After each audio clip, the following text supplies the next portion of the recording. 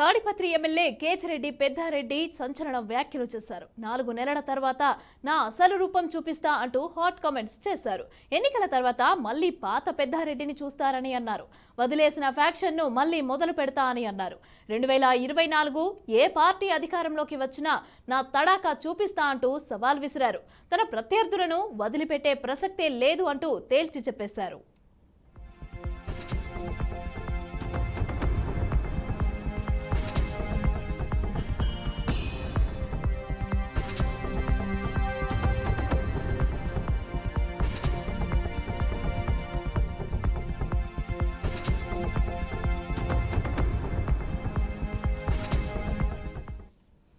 రెడ్డిగా Tadipatri MLA Kethireddy Peddareddy అయితే సంచలన వ్యాఖ్యలు చేశారు. అయితే 4 నెలల తర్వాత ఎలాంటి ఏ పార్టీ అధికారంలోకి వచ్చినా కూడా నా తడాకా చూపిస్తూ అంటూ వ్యాఖ్యలు చేశారు.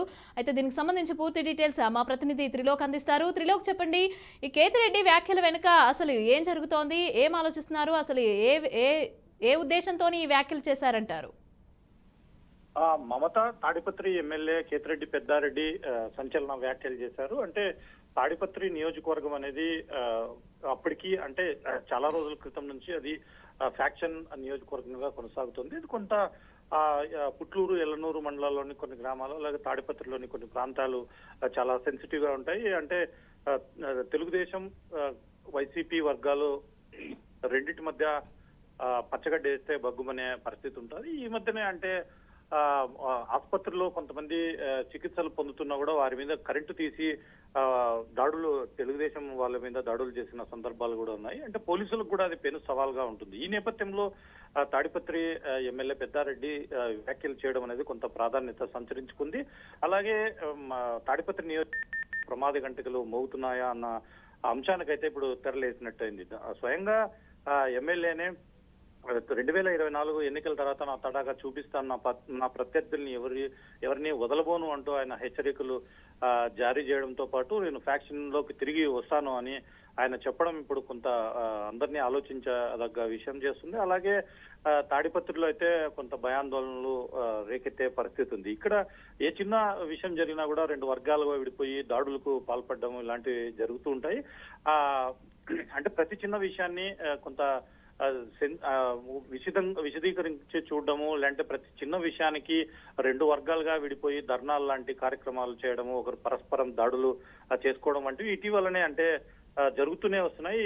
అస్మిత్ రెడ్డి ఎవరైతే ఉన్నారో ఆయన జేసీ ప్రభాకర్ రెడ్డి తనయుడు, అతను ప్రచారానికి పోయినప్పుడు కూడా అతని మీద దాడి జరిగింది, రాళ్లతో రువ్వారు ప్రత్యర్థులు అంటూ కూడా గతంలో వచ్చిన నేపథ్యంలో ఇవన్నిటిని చూసుకుంటే ఈ ఫ్యాక్షన్ కే ఎవరైతే ప్రస్తుత ఎమ్మెల్యే పెద్దారెడ్డి ఉన్నాడు, అలాగే ధర్మవరం ఎమ్మెల్యే ఆయన తండ్రి ఇప్పుడు పెద్దారెడ్డి సోదరుడు సూర్యుడిని కూడా అప్పట్లో 72 ఏళ్ల వయసులో ఆయన్ని ఫ్యాక్షన్ కు బలి అయిపోయారు.